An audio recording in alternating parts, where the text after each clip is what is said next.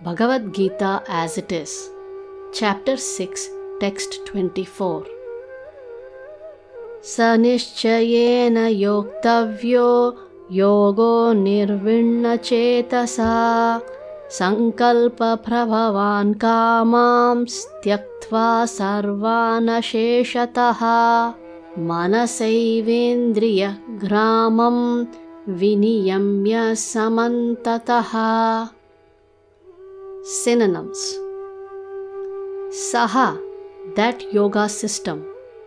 Nishchayena, with firm determination. Yoktavyaha, must be practiced. Yogaha, in such practice. Anirvinna chetasa, without deviation. Sankalpa, material desires. Prabhavan, born of. Kaman, sense gratification. Tyaktva, giving up. Sarvan, all. Asheshataha, completely. Manasa, by the mind. Eva, certainly. Indriya gramam, the full set of senses. Viniyamya, regulating. Samantataha, from all sides. Translation. One should engage oneself in the practice of yoga with undeviating determination and faith. One should abandon without exception all material desires born of false ego and thus control all the senses on all sides by the mind. Purport. The yoga practitioner should be determined and should patiently prosecute the practice without deviation. One should be sure of success at the end and pursue this course with great perseverance, not becoming discouraged if there is any delay in the attainment of success. Success is sure for the rigid practitioner. Regarding Bhakti Yoga, Rupa Goswami says, Utsaha nishchayad dhairyat tat karma pravartanat sangatyagat sato vrittehe shadbhir bhaktihi prasidhyati. The process of Bhakti Yoga can be executed successfully with full-hearted enthusiasm, perseverance and determination by following the prescribed duties in the association of devotees and by engaging completely in activities of goodness. As for determination, one should follow the example of the sparrow who lost her eggs in the waves of the ocean. A sparrow laid her eggs on the shore of the ocean, but the big ocean carried away the eggs on its waves. The sparrow became very upset and asked the ocean to return her eggs. The ocean did not even consider her appeal. So the sparrow decided to dry up the ocean.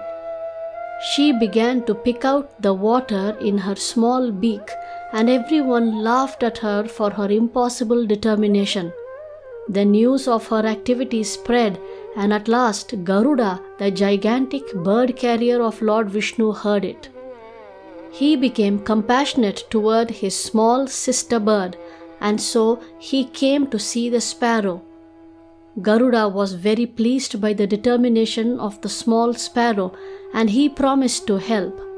Thus Garuda at once asked the ocean to return her eggs, lest he himself take up the work of the sparrow.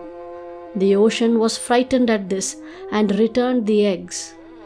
Thus the sparrow became happy by the grace of Garuda. Similarly, the practice of yoga, especially Bhakti Yoga in Krishna consciousness, may appear to be a very difficult job. But if anyone follows the principles with great determination, the Lord will surely help, for God helps those who help themselves. Text 25. Shanaihi shanairuparameth Buddhya dhriti grahitaya atma samstam manaha kritva nakinchid api chintayet.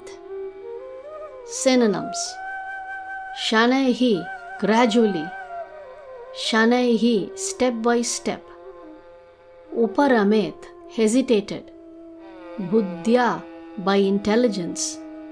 Dhriti grihitaya, carrying the conviction. Atma samstam, placed in transcendence. Manaha, mind. Kritva, doing so. Na, nothing. Kinchit, anything else. Api, even. Chintayet, be thinking of. Translation: Gradually, step by step, with full conviction, one should become situated in trance by means of intelligence, and thus the mind should be fixed on the self alone and should think of nothing else. Purport: By proper conviction and intelligence, one should gradually cease sense activities. This is called pratyahara. The mind being controlled by conviction, meditation, and cessation of the senses should be situated in trance or samadhi. At that time, there is no longer any danger of becoming engaged in the material conception of life. In other words, although one is involved with matter, as long as the material body exists, one should not think about sense gratification. One should think of no pleasure aside from the pleasure of the Supreme Self. This state is easily attained by directly practicing Krishna consciousness. Text 26.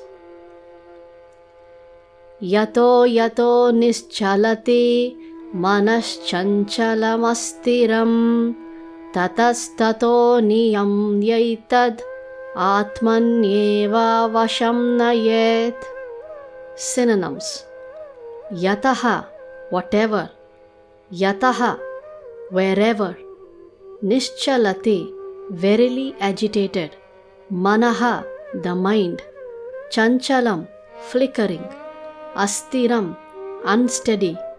Tataha, from there. Tataha, and thereafter.